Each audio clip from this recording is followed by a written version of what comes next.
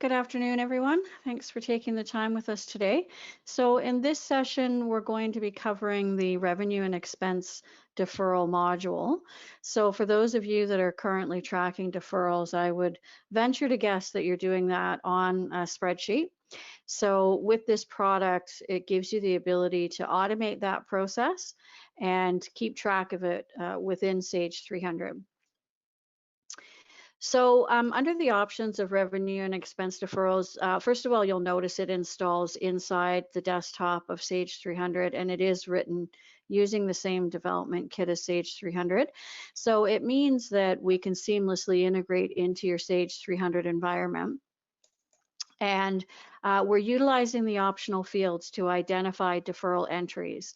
So as you're making choices under the options, it will build the necessary optional fields for you automatically. So you can do straight line deferrals. So that would be where you want to realize an equal amount for each period within the recognition schedule. You can also do declining balance entries, where it'll be a percentage of the overall balance that remains. And you do have the ability to create manual deferral schedules if there are unique circumstances that can't be covered with a standard schedule. I'm going to talk about templates today as well. So with the template feature, you have the ability to predefine parameters. Oftentimes the users that are entering transactions in Sage 300 may not be familiar with how deferrals are being processed. So we want to make it as simple for them as possible. So you can create templates for different types of entries that will outline the parameters for the deferral schedule or the recognition schedule. You have the ability to put transactions on hold. So if you want to book the entry in Sage 300, but for some reason you want to delay the start of the recognition schedule, you can put transactions on hold or delay the first recognition. And then finally, we're going to give you the ability to determine whether or not you want to allow users to change either the deferral account or the deferral amount within an individual transaction. Now you can set turn that feature on to allow people to override the account or the amount, but you have another option here where you can specify whether or not the users can change the recognition schedule. So for each type of deferral transaction, you can specify whether you never want them to change that recognition schedule. We're going to create the schedule based on the setup that's been done in the software, and we don't want users changing that. Or you're always going to leave that schedule open. Things are fluid and could change, so you want to leave that schedule open. Or perhaps you just want to review the recognition schedule that's been created. So we'll give you the ability to review it, but then once the first recognition takes place, it locks the schedule thereon. We've also made it easy for you to create the optional fields in each of your subledger modules. So just by activating the tick box, it will create the necessary optional fields in each of the Sage modules wherever you want to be entering deferral transactions. If you have more than one deferral account, so if you just have one deferred revenue and deferred expense account, you can specify those here under the options. But if you have more than one, then we're giving you these account sets. So this is an optional setup. If you have more than one deferred revenue account, then you can do a mapping. So for each of your GL accounts that you may book an entry against, what the appropriate deferred revenue or deferred expense account that's related to that particular GL account. But if you just have one, then you'll just set that here under the main options, and that's all you'll need. Now under the source codes, so for today's purposes, I'm going to be entering an order entry, an order entry, and we're going to post that through Sage 300, but it's strictly an example. You may not be using order entry and purchase orders, and you may want to be able to just book entries straight into AP or AR. You can absolutely do that. So what under the source codes is where you will identify the types of entries in Sage 300 that you could be entering deferral transactions for. So if I open up the Finder for the source codes, you'll see that all of the modules are listed here. So you can originate an entry in Sage 300 against any module or any type of entry within Sage 300. So you'll see there's AR and bank services, the general ledger, inventory control, and so on. So you're not limited to the types of entries, but you do need to identify them here so that when Revenue and Expense Deferrals is looking for an entry to do a deferral against, it knows which entries to look at. Now, under the processing tab, you have a few different options. You know, at some point, you're going to have overdue recognitions. So by the time you're entering something in Sage 300, you already have recognitions that should have taken place. So if we look at the example of today, I'm entering a transaction today, but the schedule should have started last month. And I'm not running revenue and expense deferrals until next month. So how do I want to handle those entries? So you can say normally, in which case you're saying, I want to actually backdate that recognition into last month. So I'll specify that the period needs to be open in Sage 300, but you can backdate and post that recognition into last month. Or you can say, I just want to use the transaction period. So that would be today. I'm entering the transaction today. So the recognition that should have taken place last month, just posted into this period. Or you can say, I'd rather do it based on the processing period. So at the beginning of next month, I'm going to run revenue and expense deferrals. So I want to take the previous 2 months and post them into the processing period. You can also specify whether you want to recognize your transactions on the first day or the last day of the deferment period. And if you're, in my case, we're looking at calendar month. So this calculation base determines the amount that falls into each of your recognition periods. So something like a calendar month obviously has different durations. So you need to specify a standard duration because this feature is actually going to do a calculation in the background to determine the amount that falls into each of your recognition periods.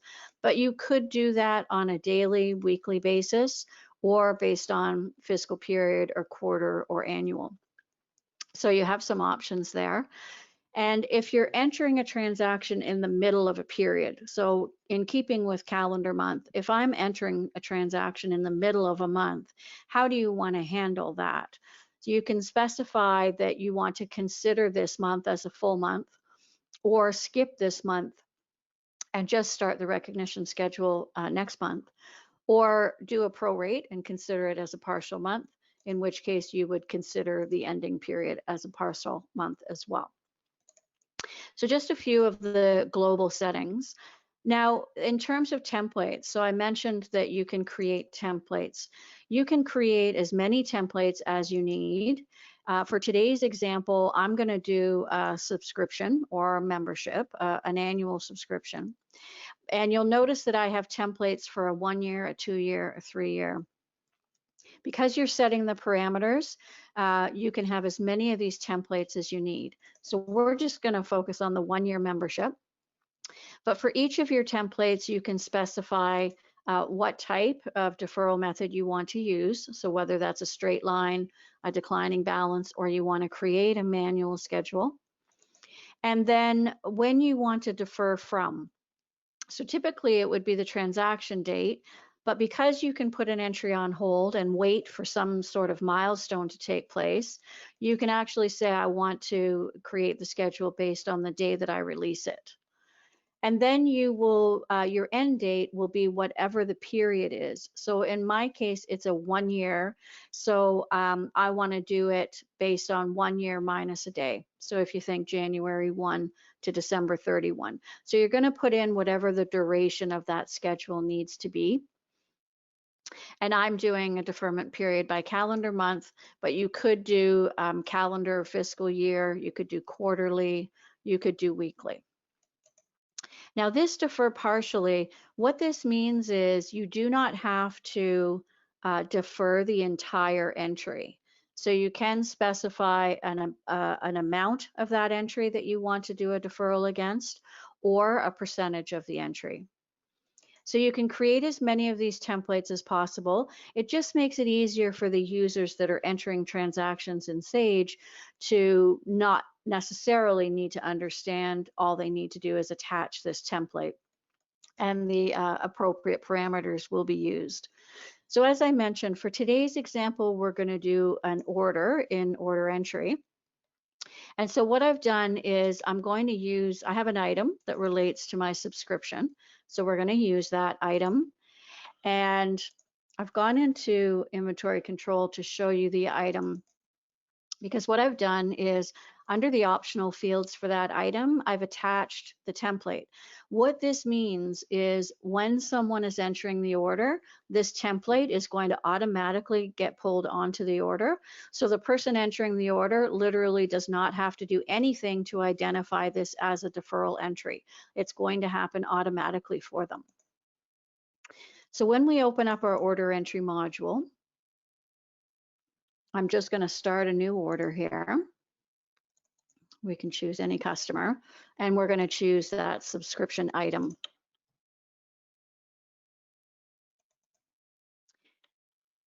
Okay, so we'll just put in a quantity of 1 that's being ordered, and when I scroll down to the optional field, you'll see that yes, there's an optional field attached, and that's that subs template that we were just looking at in revenue and expense deferrals. So the user literally has to do nothing in this scenario. Now, you're not always going to be able to attach to an item. So when someone is entering a transaction in accounts receivable, for example, they would come to the optional field and pop up this optional field screen. And they can either choose a template, so just a finder to choose the template that we need to define the parameters, or they could actually individually populate these optional fields. So you could put in the defer from and defer to date, the deferment period, what deferral method you want to use, and whether or not it needs to be put on hold. So a few different ways, but the optional field is key in determining that this transaction is a deferral transaction. So we'll go ahead and post that order. And then we'll just quickly do the shipment and invoice entry.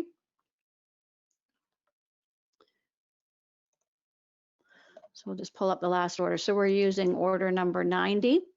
You'll notice that my date, this is strictly for sample data. So my login date was November 1st. So we'll go ahead, we'll ship all, and let's go to the total page and create the invoice in the same step, just to make things a little bit quicker for us. Okay, so we've done the shipment and the invoice. So I need to post this up through the general ledger. So the way revenue and expense deferrals works is it's only going to pick up entries that have been posted through the general ledger. And this is because something could happen to an entry until it's posted in the GL. So we want to make sure that the entry has been finalized, posted through the general ledger before we do the deferral against it. So we've done the shipment. So let's just quickly go through. We'll do our day-end processing. And then we will go back in and create our batch. So this is going to automatically post my AR batch for me as well. In a real life scenario, that may not be the case. But again, for quickness sake, I've gone ahead and done that. So if we come up to accounts receivable now, and we'll see our batch. So here's our date, November 1st. And when I open that up, we can see that our invoice number 85 for our order number 90 in the amount of $700. Now, revenue and expense deferrals is going to post that through to your revenue account. If you're doing expenses, it would post through to the expense account. And it's when you process revenue and expense deferrals that the entry will then get moved into the deferral account and your recognition schedule will be created. Okay, so that's in AR. So then let's now go to our general ledger and we'll find our batch here. So you'll see that it's got a description of RD, and when I open that up, here's the GL entry that's going to take place. So we're going to debit our trade account and we're going to credit our sales account and then our tax accounts. So we can go ahead and post that entry now. Okay, so posting sequence 76 against batch 262. So this is where the revenue and expense deferrals comes in. So you would go to the revenue and expense deferral module and do the RD processing, which is literally just a press of a button. And what it's done in this case is it's created the deferral batch. So that's for the entry that we just created. It also looked at existing schedules and created recognition batches for those existing schedules. So you can see with just a click of a button, it's going to go through the GL, look for new entries to do the deferrals against and create those recognition schedules. Then it's going to go and look at revenue and expense deferrals, look at your recognition schedules and do the recognitions as required by those schedules. So if we go back up to the GL now, and we'll open up our batch screen, we'll see that there's two new batches here. So batch 263 is our deferral batch that was created. So when we open that up, we'll see what it's done. So it's credited my deferred revenue account, 4,300, and it's debited my sales account. So it's moved it into the deferral account. Now, by default, when the recognitions take place, it will go back to the original revenue or expense account. So in my case, it'll go back to 4,300 when it does the recognition. There is an option to recognize to a different account if that is a requirement that you have. And then the other thing that it did was it created our recognition batch. So I can open that up and you can see the opposing entry when it does the recognition.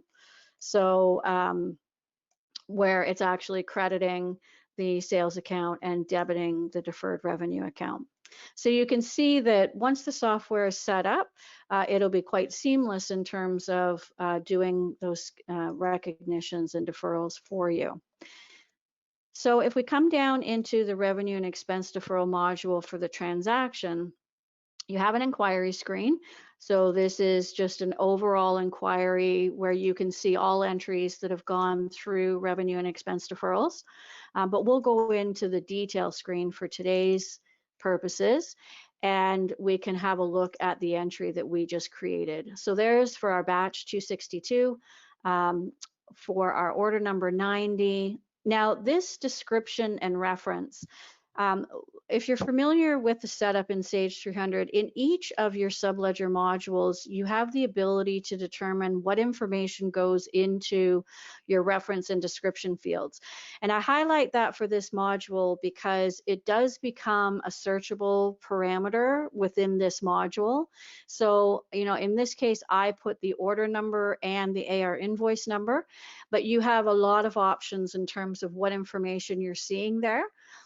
With each of your subledger modules. So wherever the entry originated, in my case, we can see it was an AR invoice. I've determined in AR, I want to see the order number and the invoice number.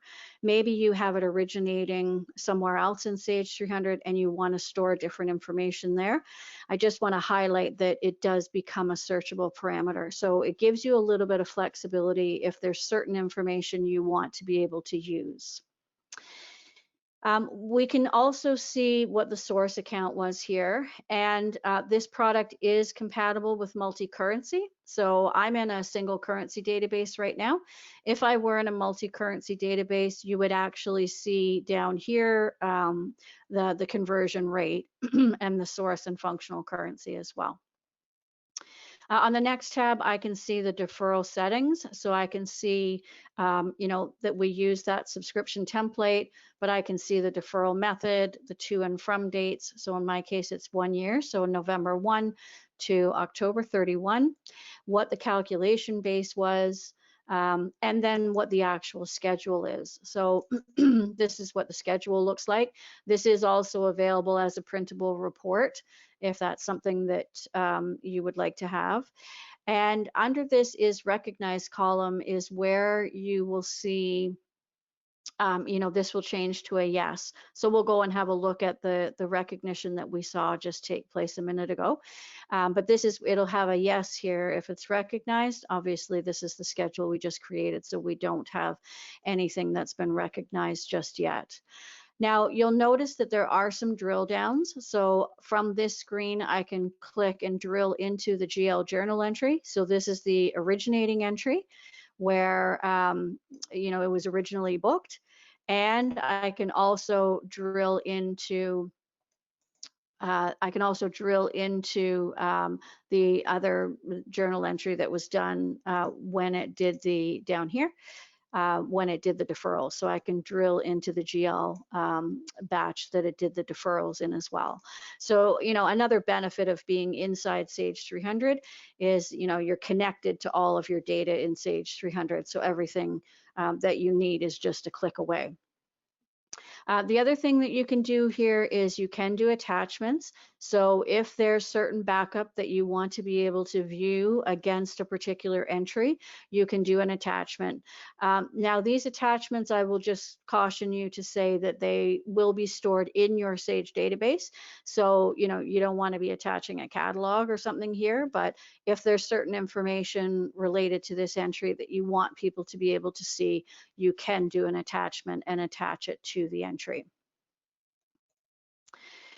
There are a number of reports that are available. I can't go through all of them today, but if there's exceptions, you can view those. There is an audit log. Now, what this developer does is give you a lot of different parameters. So I mentioned that the description and reference fields become parameters. So they do become parameters on your reporting as well, but I can select information based on that description or reference. I can select based on GL information, based on currency information. So you have a lot of parameters to build these reports, a lot of flexibility. In this particular audit log report, I can choose to see just deferral transactions or just recognition transactions or both.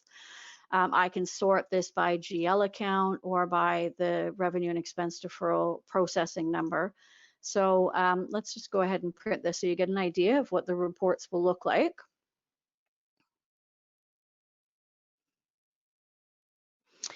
So a lot of information, again, going to be appearing on these reports. So in this particular case, I can see the originating GL account that an entry pertains to. This is the batch number, the line, and entry within the batch. Now here's the reference and description information. So in this particular example, it's invoice number twice, so probably not conducive, but you can have different information there. What the deferment period was, so in this case, a calendar month on a straight line deferral, the defer from and defer to dates, and the overall debit and how much has been recognized. So that's just an example of the audit report. There are a number of other reports. The recognition table would be what we just viewed in the transaction screen, but this is a printable report of that recognition table. So a different view of the information depending on what you want to review. So with that, I will open it up to questions. I do have some questions here already. So the first one is, I currently track my deferrals on a spreadsheet. Can I import those? Oh, yes, great question. So under the setup, under the setup, here we are, sorry, under the transactions, you can import transactions. So, when you purchase the software, we want to give you the ability to not only automate future deferrals and recognitions, but ones that you have ongoing. So there is this feature where you can import, so you can import any of your existing schedules, and going forward, the remainder or the balance of those recognitions will take place automatically for you. Can I print a report that shows an aging of my deferrals? Yes, yes, you can. So this deferred revenue report will give you the ability to, and these buckets are, you can override them. So it'll default to the standard 30, 60, 90, but you can change these if you wanted to see a quarterly report or an annual report. You can say that you want to see the aging as of a specific date and where you want to cut that off. And again, select based on whatever criteria is important to you at the time, and whether or not you want to include fully recognized transactions. So I'll just print this to give you an idea of what that would look like. So this would be your aging to show you, 0 to 30, 31 to 60 in my case, what the original entry was for and what's still left to be recognized. And then, there's your description and reference information appearing, your batch information, and your start and end dates. So that's what the aging would look like. And the last question I have here is, how long does it take to implement and get training for this module? Oh, good question. So it is a fairly simple module to get installed. We would spend some time, obviously, on the importing of the transactions, and then going over the setup options that you have, and then whatever templates need to be set up. As you can see, in terms of training, it's a fairly simple module to pick up.